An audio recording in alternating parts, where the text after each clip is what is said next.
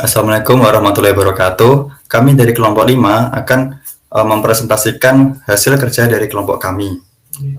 Sebelum beranjak ke materi lebih lanjut, saya akan memperkenalkan anggota dari kelompok 5. Yang pertama ada saya sendiri, Bintang Jaga Syahsana, MPM 2108 10100005. Selanjutnya ada Ahmad Sofyan Aris S dengan MPM 2108 10100211. Selanjutnya ada Abdul Aziz Naufal dengan MPM 2108 10100210. Selanjutnya ada Rizky Amelia dengan MPM 2108 10100129. Dan yang terakhir ada Ali Muhammad Bangambut dengan MPM 2008 101821. Untuk diagram yang pertama seperti ini penjelasannya. Sistem komputer memiliki 3 elemen, yaitu hardware, software, dan juga brainware. Hardware sendiri dibagi menjadi 4 berdasarkan fungsinya, yaitu input untuk memasukkan, lalu proses untuk memproses, selanjutnya ada output untuk keluarannya, dan juga ada storage atau penyimpanannya. Selanjutnya ada software. Software dibagi menjadi 2, yaitu sistem operasi dan program aplikasi. Selanjutnya ada brainware. Singkatnya, brainware ini adalah manusia yang terhubung dengan sistem komputer. Brainware dibagi menjadi 4, mulai dari tingkatan yang tertinggi, yaitu sistem analisis, program administrator, dan juga operator. Untuk analisis adalah orang yang bertanggung jawab dalam merencanakan, mencantumkan, serta memberi rekomendasi sistem atau software apa yang cocok untuk kebutuhan. Selanjutnya ada programmer. Programmer adalah orang yang menguasai berbagai macam bahasa pemrograman sehingga ia mampu menciptakan sebuah program komputer. Selanjutnya ada administrator. Administrator adalah orang yang bertanggung jawab mengatur serta mengendalikan program komputer dan juga jaringan komputer. Lalu ada operator. Operator adalah orang yang mengoperasikan komputer atau biasa disebut dengan user. Operator hanya bisa menjalankan aplikasi komputer yang diperbolehkan oleh administrator.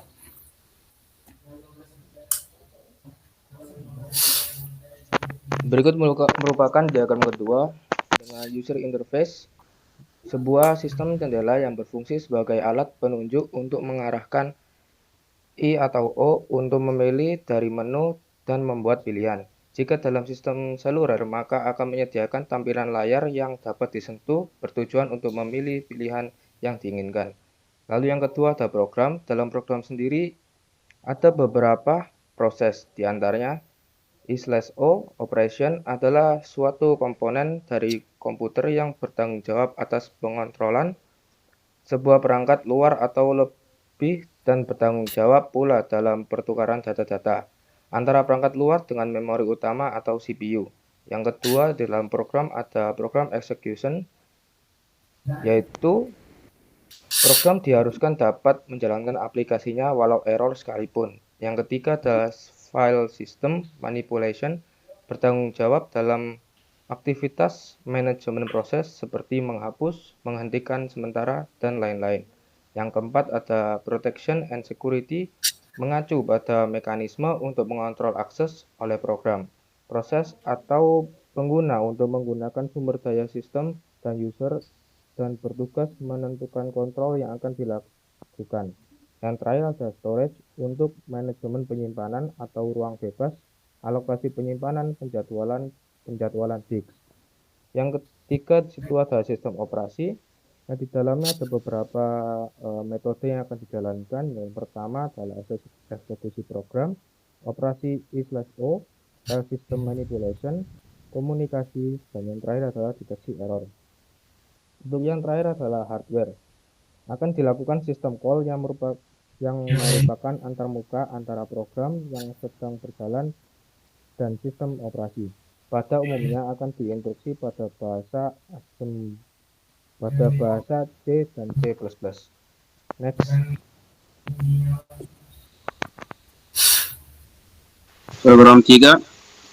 Dalam komputer terdapat barware, yaitu manusia itu sendiri yang memberikan input masukan.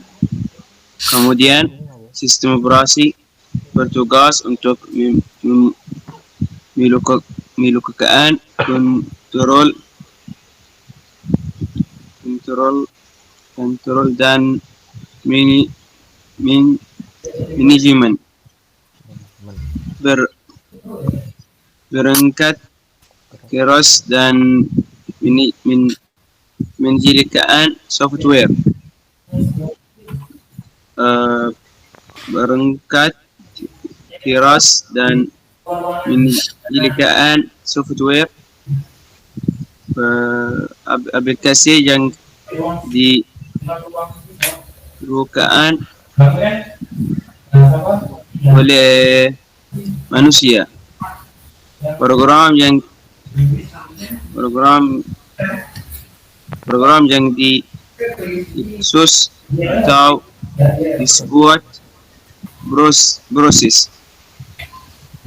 melakukan sumber daya setelah dikhususi disimpan dalam memori interpreter adalah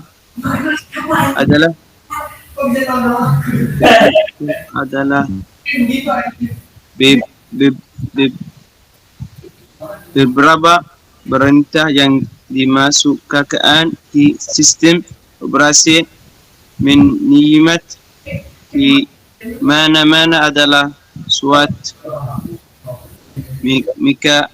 mekanisme untuk mengatur akses oleh program proses atau user manajemen.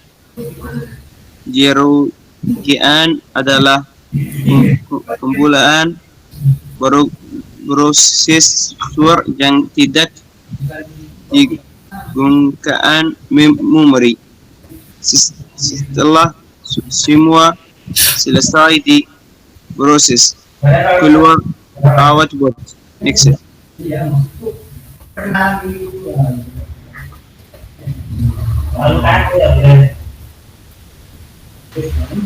Untuk selanjutnya yaitu diagram keempat.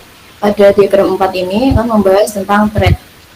Thread sendiri adalah unit terkecil dalam suatu proses yang bisa dijadwalkan oleh sistem operasi. Bisa dilihat dari diagramnya, thread ini masuk ke dalam merupakan bagian dari sebuah proses. Proses sendiri yaitu program yang di-running atau yang dijalankan. Thread sendiri dibagi menjadi dua, yaitu single thread dan multi thread. Kalau jika single thread dalam suatu proses hanya bisa dijalankan satu thread saja, sedangkan multi thread dalam suatu proses bisa menjalankan beberapa thread sekaligus. Next.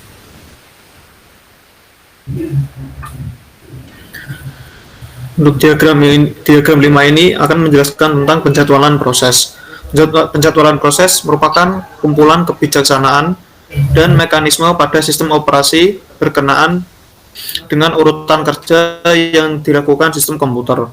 Proses dengan status ready berada pada ready queue menunggu giliran atau dipilih oleh scheduler atau penjadwal menggunakan CPU. Selama eksekusi status run, events yang dapat terjadi adalah input atau output request, kemudian input atau output wait berada pada device queue. Create child, proses menjalankan proses child, menunggu sampai proses selesai. Waktu pemakaian CPU habis, interrupt oleh scheduler atau penjadwal, proses akan berpindah ke ready queue. Next. Berikut merupakan tabel diagram ke-6 yang masuk ke dalam deretan proses. Yang pertama mulai, lalu program meminta user untuk sign in. Jika ada internet, maka akan masuk ke interface program. Selanjutnya akan sinkronisasi data dari user ke server. Setelah itu sign in berhasil, maka login akan berhasil dan program selesai dijalankan. Next.